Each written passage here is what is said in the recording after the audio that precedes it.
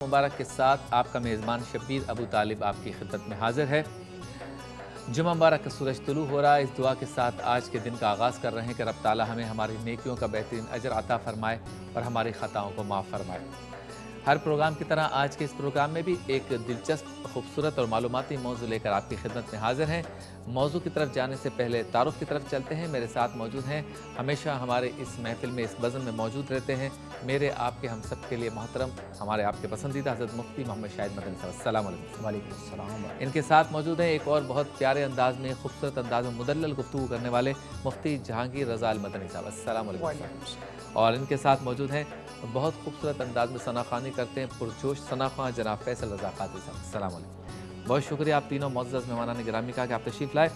मोहतरम नाज़रीन, ज़िंदगी के जहाँ इतने हिस्से हैं उसमें से हादसात भी ज़िंदगी का एक हिस्सा है।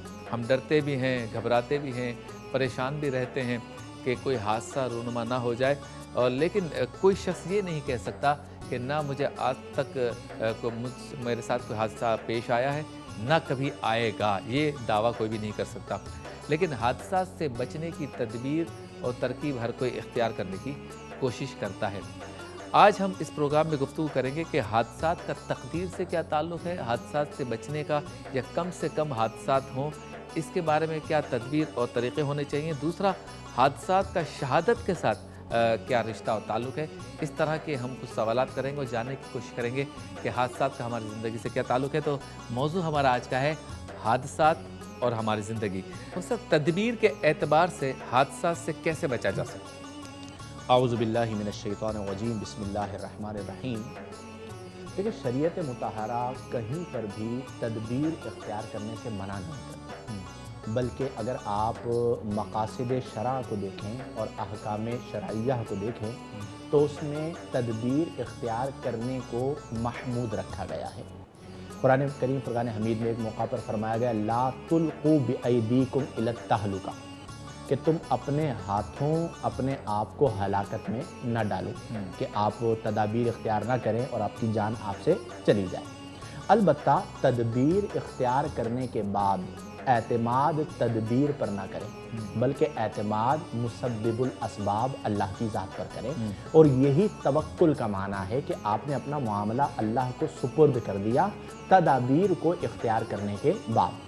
अब ये पेश नज़र रखें कि जो शख्स मकसद के मुताबिक ज़िंदगी गुजार रहा होता है, अगर दरमियान में कोई वाक़या या कोई हादसा हो भी जाता है तो चूँकि वो मकसद के मुताबिक ज़िंदगी गुजार रहा है तो वो घबराता नहीं है। ठीक है। और जो शख्स बामकसद ज़िंदगी नहीं गुजार रहा होता तो वो हर वक्त घबराहट में मुब्तला होता है कि अब पता नहीं क्या होगा।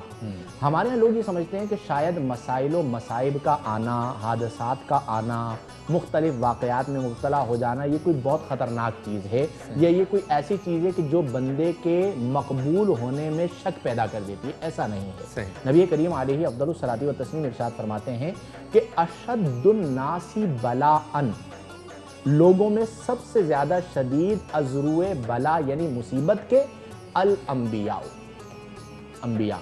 अच्छा। सुम्मल उलमाओ, फिर उलमा है। फल अमसल वल अमसल, फिर जो जिस दर्जे में आता है वो उसमें उस दर्जे के मुताबिक उस पर मसाइब आते हैं। लेकिन आप देखें कि ये तमाम वो हस्तियां हैं कि जो मुसीबत पर भी खुश होती हैं। उसकी वजह क्या है कि इनके पास दो चीज़ें होती हैं, एक सब्र, दूसरा शुक्र।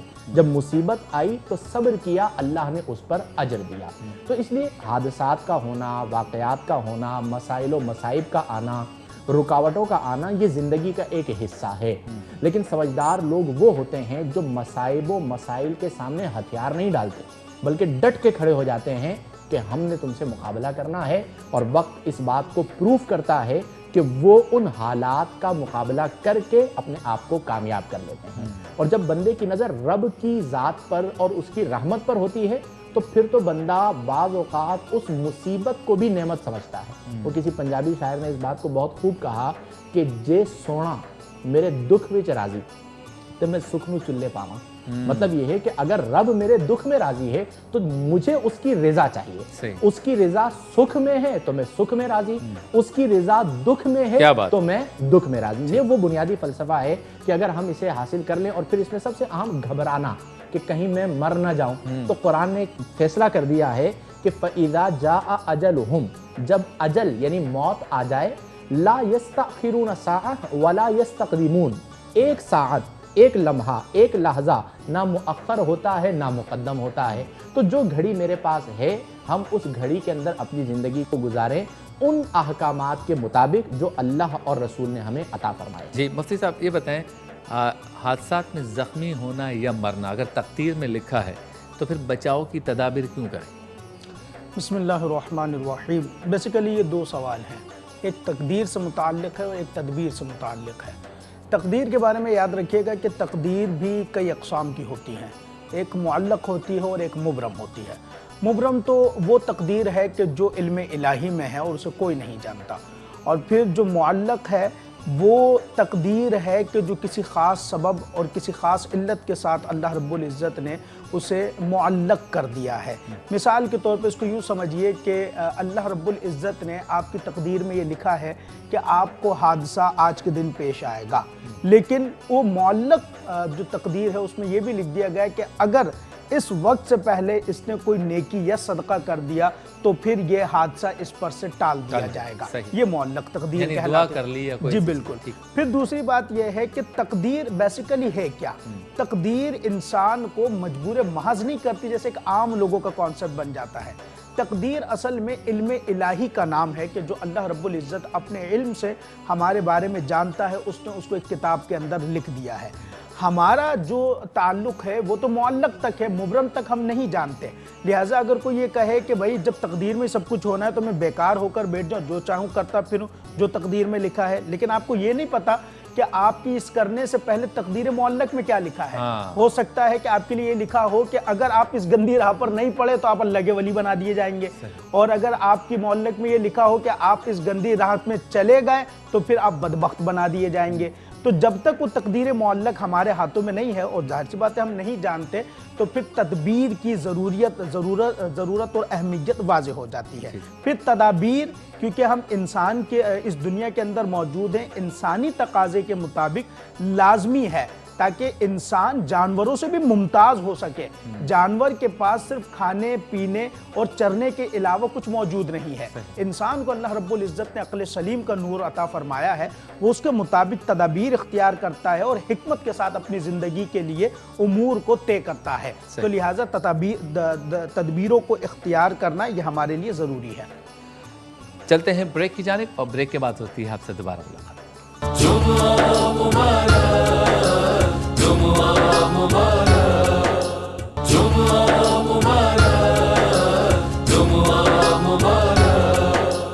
خوش آمدید، ایک بار پھر آپ کی خدمت میں حاضر ہیں جمعہ مبارک کے ساتھ۔ حادثات اور ہماری زندگی ہمارا آج کا موضوع ہے۔ اچھا مفتی صاحب، اگر ہم نے دیکھا کہ کسی کا ایکسیڈنٹ ہو گیا خدا نخواستہ اور وہ تڑپ رہا ہے، اور ہم اسے اس لیے اٹھا کر اپنی گاڑی میں بٹھا کر ہاسپٹل نہیں لے کر جا رہے کہ قانونی تقاضے آئیں گے، میں بھی انڈر انویسٹیگیشن آ جاؤں گا، اور وہ بندہ مر جاتا ہے، تو اس کا وبال مجھ پر آئے گا کہ میں نے یہ کیا، یا میں کیا کروں، میں کمزور آدمی ہوں، اگر اس طرح کی کوئی قانونی پیچیدگی نہ ہوتی تو یقیناً میں ساتھ لے جاتا۔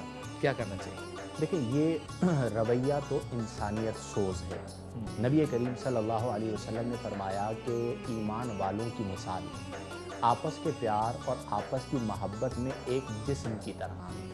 ان اشتکا عینہ، اگر آنکھ میں درد ہو تو اشتکا راسہ، سر بھی اس کی شکایت کرتا ہے۔ ان اشتکا راسہ، اگر سر میں درد ہو تو اشتکا کلہ، کل بدن اس کی شکایت کرتا ہے۔ شارحین حدیث نے لکھا کہ اس مثال کا معنی یہ ہے کہ جس طرح جسم کے اعضاء کی بناوٹ مختلف ہے، ہاتھ کی بناوٹ اور، چہرے کی بناوٹ اور، پاؤں کی بناوٹ اور، لیکن درد ایک ہے، اسی طرح مختلف ممالک اور مختلف علاقوں میں رہنے والے، مختلف رنگ و نسل سے تعلق رکھنے والے لوگوں کے رنگ نسل مختلف ہے، لیکن ان کا درد ایک ہونا چاہیے۔ لہذا اگر ایکسیڈنٹ میں کسی کو زخمی دیکھا ہے تو آپ پر یہ آپ کا مذہبی فریضہ ہے، آپ پر یہ لازم ہے کہ آپ اسے لے کر جائیں۔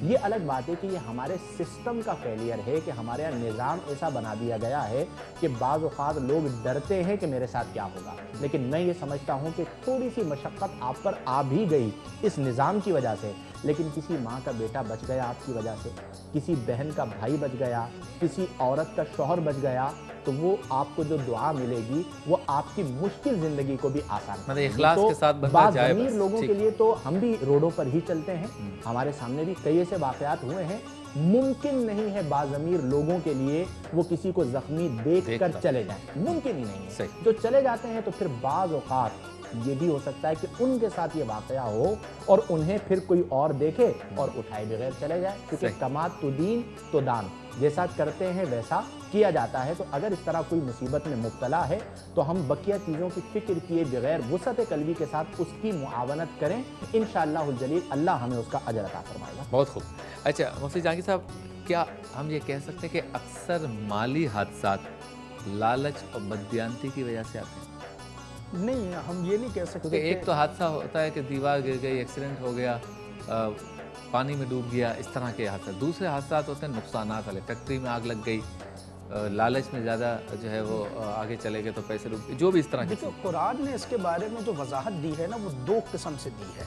ایک تو قرآن نے یہ صاف کہا ہے کہ جو تمہیں مصیبتیں پہنچ رہی ہیں وہ تمہارے ہی ہاتھوں کے کرتوت ہیں، اور دوسری جانب قرآن نے یہ بھی کہا ہے وَلَنَبْلُوَنَّكُمْ بِشَيْءٍ مِّنَ الْخَوْفِ وَالْجُوعِ وَنَقْصٍ مِّنَ الْأَمْوَالِ وَالْأَنفُسِ وَالثَّمَرَاتِ وَبَشِّرِ الصَّابِرِينَ، یعنی وہ کچھ اللہ کی آزمائش بھی ہو سکتی ہے۔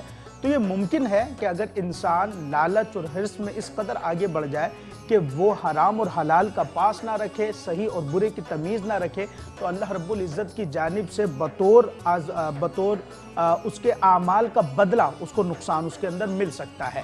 لیکن ہم سب کے بارے میں ایسا نہیں کہہ سکتے۔ اگر کوئی شخص اپنے اعمال میں درست ہے اور حرام اور حلال کی تمیز رکھتا ہے، مومنین پر، صالحین پر، عام انسانوں پر ظلم اور زیادتی نہیں کرتا اور اپنے فرائض اور واجبات کو پورا کرتا ہے، تو یقیناً اس کے بارے میں کہا جا سکتا ہے کہ اللہ تعالیٰ نے اس کو آزمائش دی ہے، اور اس آزمائش پہ پھر اللہ نے اجر دیا ہے اگر وہ اس کے اوپر صبر کرتا ہے۔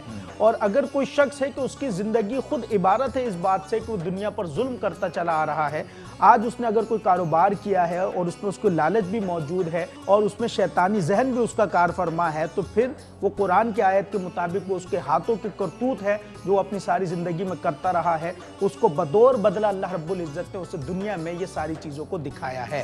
تو لالچ بھی ممکن ہے کہ لالچ کے سبب بھی ایسا ہو سکتا ہے، آزمائش کے سبب بھی ہو سکتا ہے۔ اسی طریقے سے ہمارے کچھ اپنے ہی اعمال کا بدلہ بھی ہمیں اس صورت میں مل سکتا ہے، لہٰذا تینوں اعتبارات سے خیال رکھنا چاہیے کہ ہم اپنی زندگی کو، اپنے اعمال کو درست رکھیں، اور پھر جب کوئی کام کرے تو اس میں حرص اور لالچ اس طریقے کی نہ ہو کہ حرام حلال کی تمیز غائب ہو جائے۔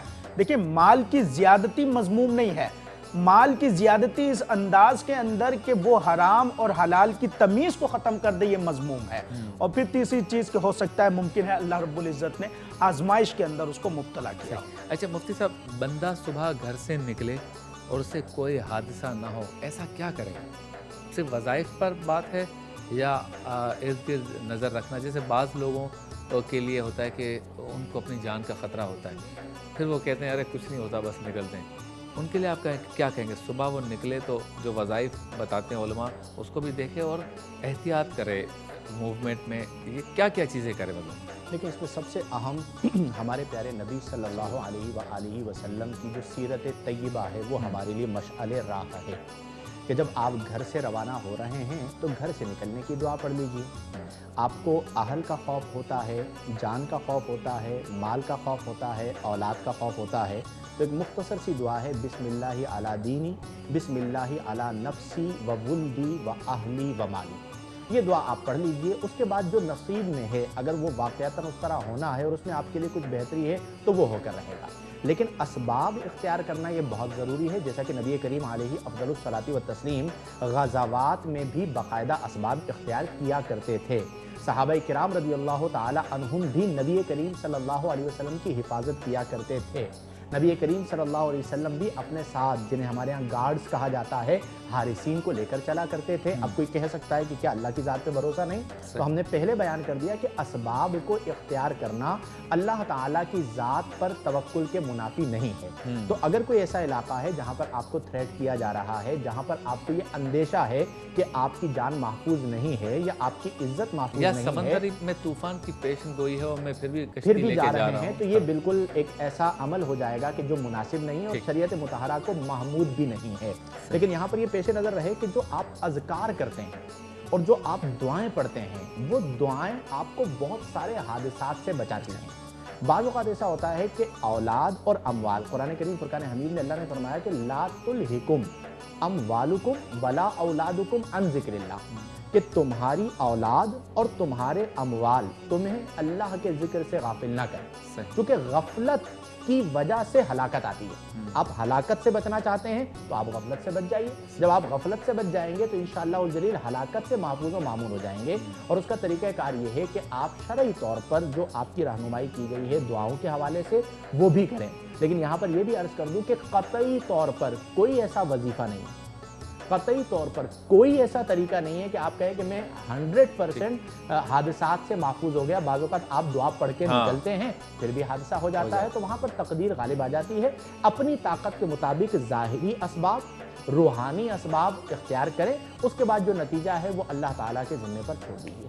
वक्त हुआ है ब्रेक का और मौजू हमारा आज का है हादसात और हमारी ज़िंदगी। प्रोग्राम आप देख रहे हैं जुमा मुबारक। आपसे मुलाकात होती है मुख्तसर से वक्त के बाद।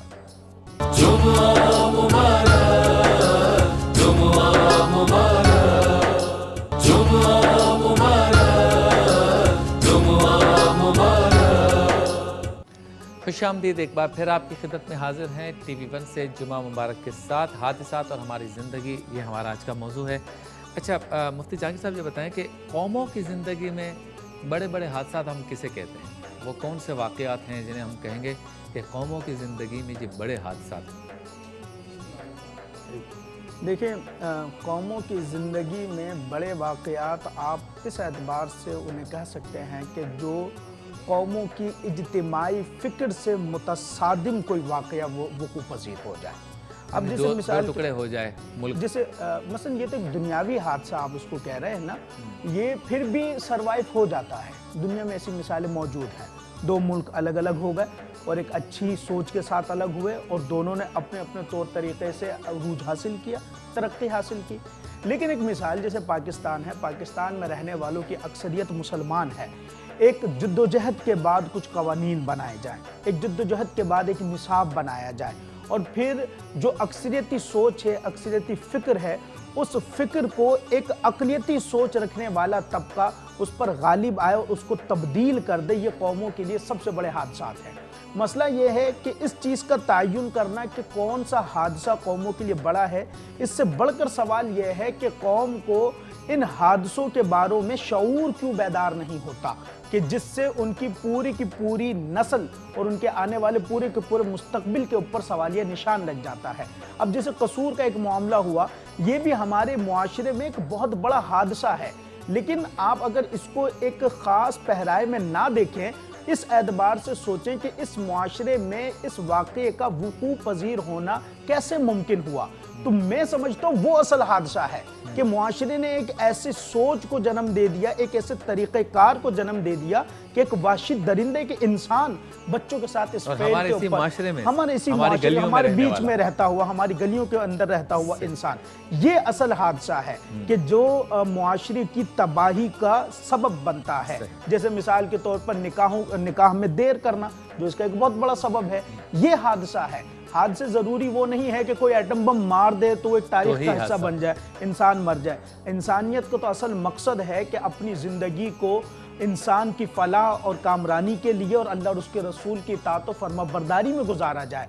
अगर कोई कौम इन चीज़ों से आरी हो जाती है तो समझे हादसा सबसे बड़ा उसके साथ यही हुआ है। ठीक, माशाल्लाह। अच्छा मुफ्ती शाहिद साहब ये बताएं, किन किन हादसात में मौत जो है वो शहादत का दर्जा रखती है? देखें, शहीद एक बहुत बड़ा मकाम है कि जिसके बारे में कुरान में कहा गया कि जो शहीद है उन्हें मुर्दा ना कहो, और एक मकाम पे फरमाया गया ला तहसबन्ना, उन्हें मुर्दा गुमान भी मत करो। शहीद की बुनियादी तौर पर दो बुनियादी किस्में हैं, वैसे तो तीन की जाती हैं, शहीद हकीकी, शहीद फ़िक़ही और शहीद हुक्मी। शहीद हकीकी तो उसे कहा जाता है कि जो मैदान में, जो दो किस्में हमारे यहाँ बनाई जाती है, शहीद हकीकी और शहीद हुक्मी। جو میدان کارزار میں اعلائے کلمت الحق یعنی اللہ کے دین کی سربلندی کے لیے لڑتے ہوئے جان قربان کر دے، وہ شہید حقیقی ہے۔ شہید حکمی جو آپ کا سوال ہے، یہ انہیں کہا جاتا ہے کہ جو حقیقتاً شہید تو نہیں ہیں لیکن انہیں شہادت کا ثواب دیا جاتا ہے۔ اس ثواب کی بنا پر کہا جاتا ہے کہ حکماً چونکہ ثواب شہادت ہے تو انہیں بھی شہید حکمی کہہ دیا گیا۔ اور شہید حکمی کی مختلف لوگوں نے مختلف اقسام بیان کی ہیں، جو 40 سے زیادہ یعنی 40 سے زائد قسم کے لوگ ہیں جو شہید ہو سکتے ہیں، انہیں شہید حکمی کہا جا سکتا ہے، جیسے دب کر مرنے والا، ڈوب کر مرنے والا، جل کر مرنے والا، طاعون میں مرنے والا، ظلماً قتل کیا جانے والا۔ یہ وہ تمام لوگ ہیں جنہیں شہادت حکماً ہے کہ انہیں اللہ تبارک و تعالی شہید حکمی کا درجہ عطا فرمائے گا۔ اور اس کی وجہ بھی یہ ہے کہ ان پر ایک ایسی آفت اتری جو من جانب السما ہے اور انہوں نے اس پر صبر کیا، اس صبر پر اللہ تبارک و تعالی نے خوش ہو کر اجر عطا فرمایا۔ لیکن یہ نوید ان کے لیے نہیں ہے جو غفلت میں تھے، فحاشی اور عریانی کے معاملات میں مبتلا تھے اور پھر اللہ کا عذاب آیا اور وہ دب کے مر گئے۔ تو نے کہا جی دیکھیں دب کر مرنے والوں میں ہم بھی تو آ گئے ہیں، تو وہاں پر یہ جو دب کر مرنے والا شہید حکمی ہے یہ اس کے لیے ہے جو طاعات میں زندگی گزار رہا ہوتا ہے، اور کوشش کرنی چاہیے کہ بندہ اپنی زندگی کا ہر لمحہ و لحظہ اللہ تبارک و تعالی کی اطاعت میں بسر کرے۔ سبحان اللہ۔ فیصل رضا قادری صاحب کلام پیش کیجیے۔ عکس روئے مصطفیٰ سے ایسی زیبائی ملی، عکس روئے مصطفیٰ سے ایسی زیبائی ملی، کھل اٹھا رنگے چمن، کھل اٹھا رنگے چمن، پھولوں کو رانائی ملی، کھل اٹھا رنگے چمن، پھولوں کو رانائی ملی، عکس روئے مصطفیٰ سے سبحان اللہ۔ باہر عشق مصطفیٰ کا ماجرا ہو کیا بیان، باہر عشق مصطفیٰ کا ماجرا ہو کیا بیان،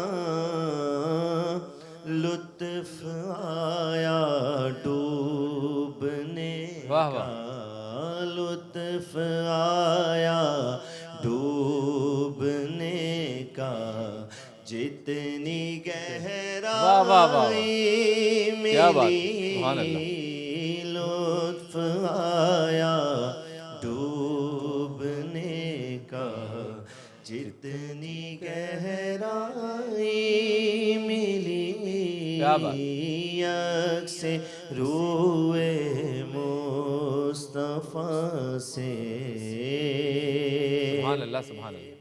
گر مدینے میں میسر ہو اگر 2 گز زمین، گر مدینے میں میسر ہو اگر 2 گز زمین،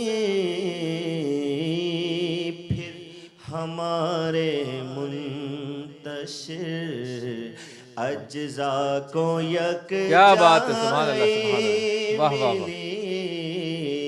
پھر ہمارے منتشر اجزاء کو یک جائی ملی، چادر زہرا کا سایہ ہے میرے سر پر نصیب، چادر زہرا کا سایہ ہے میرے سر پر نصیر فیض نسبت دیکھیے واہ واہ واہ فیض نسبت دیکھیے نسبت بھی زہرائی واہ۔ ملی کیا بات۔ عکس روئے مصطفیٰ سے ایسی زیبائی ملی۔ حادثات اور ہماری زندگی پروگرام آپ دیکھ رہے ہیں جمعہ مبارک، آپ سے ملاقات ہوتی ہے ایک مختصر سے بریک کے بعد۔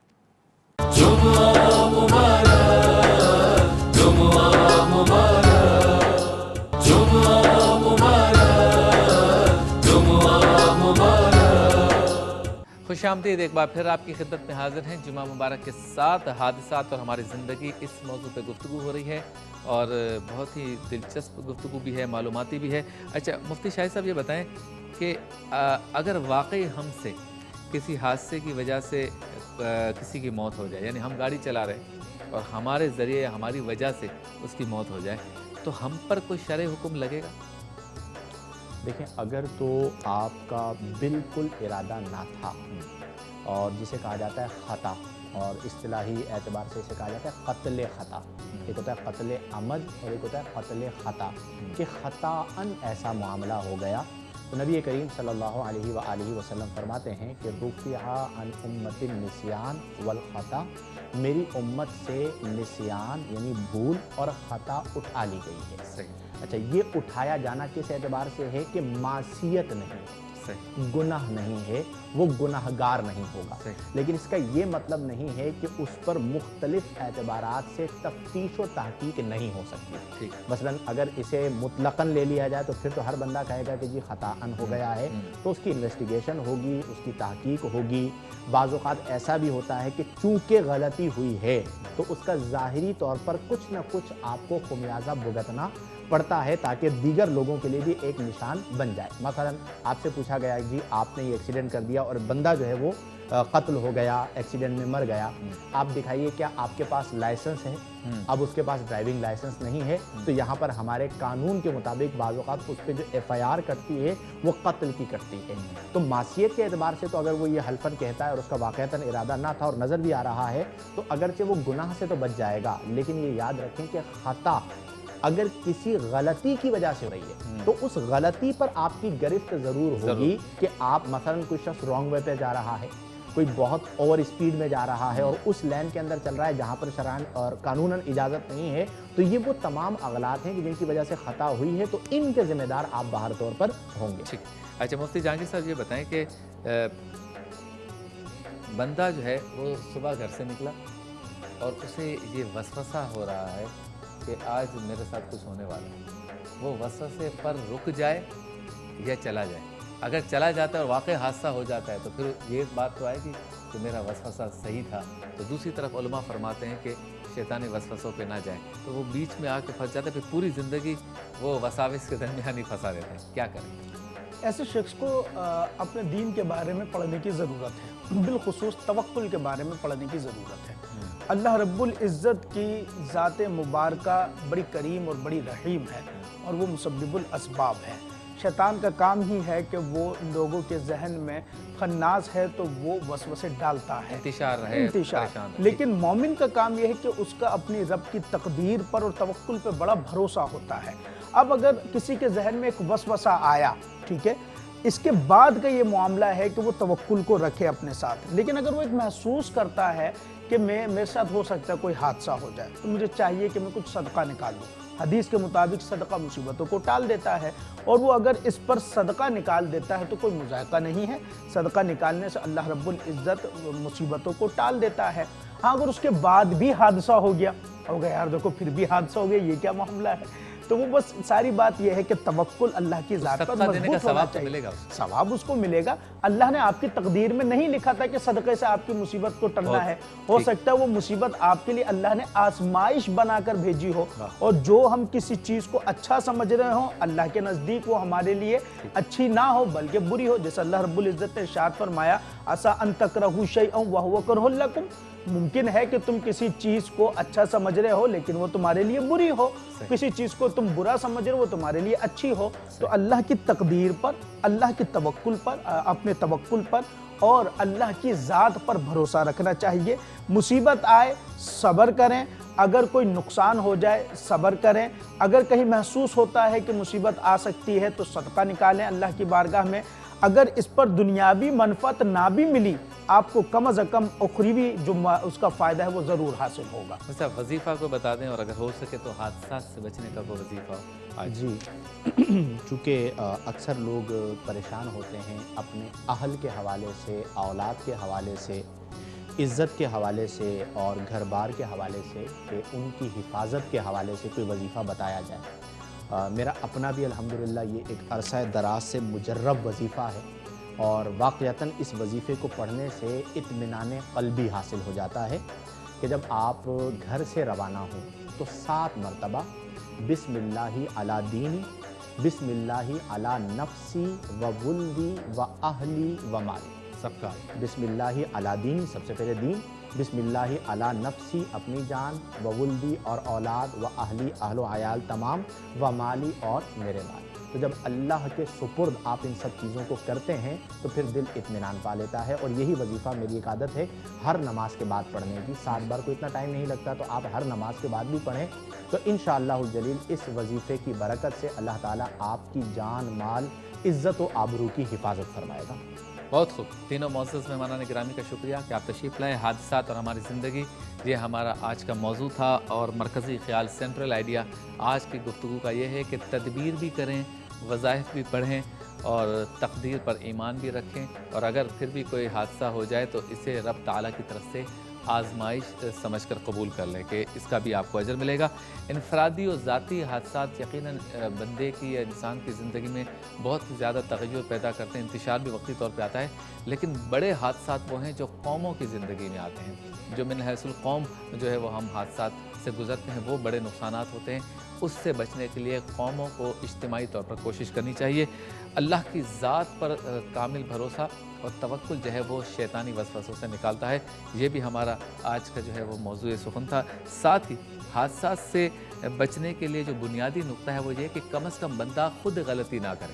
ہم قانون پر عمل نہیں کرتے، چاہے وہ ٹریفک کے قوانین ہوں، دیگر قوانین ہوں، ان پر ہم عمل نہیں کرتے، اور جب حادثات ہو جاتے تو ہم کہتے ہیں یہ تو لکھا تھا اس لیے ہو گیا، تو پھر تو ہر روز ایسے حادثات ہوں گے، اور ہم یہ کہہ کر اپنے آپ کو بھی معاف کر دیں اور دوسروں کو مارتے جائیں، یا کوئی اور ہمیں مارتا جائے اور ہم کہتے رہیں تو تقدیر میں لکھا تھا۔ تو بندے کو اپنی کوشش جاری رکھنی چاہیے کہ وہ بہتر زندگی گزارے، قانون پر عمل کر کے زندگی گزارے، خطاؤں سے اور غلطیوں سے بچنے کی کوشش کرے۔ اس کے بعد اگر اور اللہ تعالیٰ پر کامل بھروسہ رکھے، پھر اگر کوئی حادثہ ہو جاتا ہے تو پھر اسے آزمائش سمجھ کر قبول کرے۔ اللہ تعالیٰ ہم سب کو عمل کی توفیق عطا فرمائے، توکل کی نعمت سے ہم سب کو مالا مال فرمائے۔ اپنے میزبان شبیر ابو طالب کو اجازت دیجیے۔ اللہ حافظ۔ فیصل رضا قادری صاحب کلام سے اس پروگرام کا اختتام کریں گے۔ میری زندگی کا تجھ سے، میری زندگی کا تجھ سے یہ نظام چل رہا ہے، میری زندگی کا تجھ سے، میری زندگی کا تجھ سے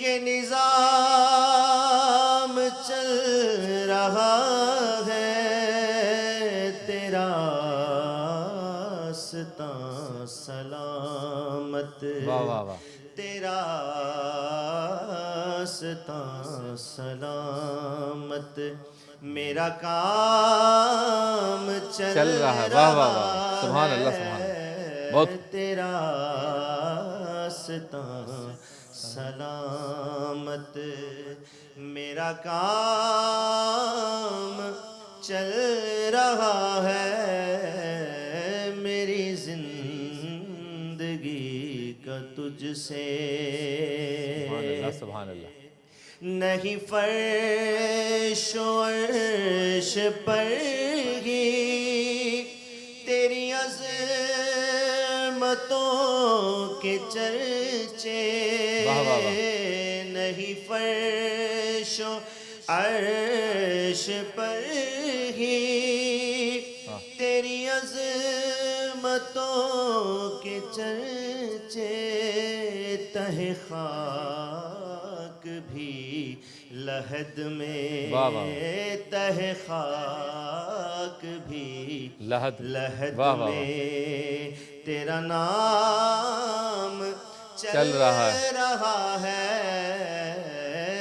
میری زندگی کا تجھ سے بہت خوب میں تیرے نثار آقا اللہ یہ حقیر پر نوازش اللہ اللہ آمین میں تیرے نثار آقا یہ حقیر پر نوازش آمین مجھے جانتی ہے دنیا واہ مجھے بے شک جانتی ہے دنیا میرا نام چل رہا ہے چل واہ واہ رہا ہے مجھے بے جانتی شک ہے دنیا کڑی دھوپ کے سفر میں اللہ اللہ نہیں کچھ نصیر کو غم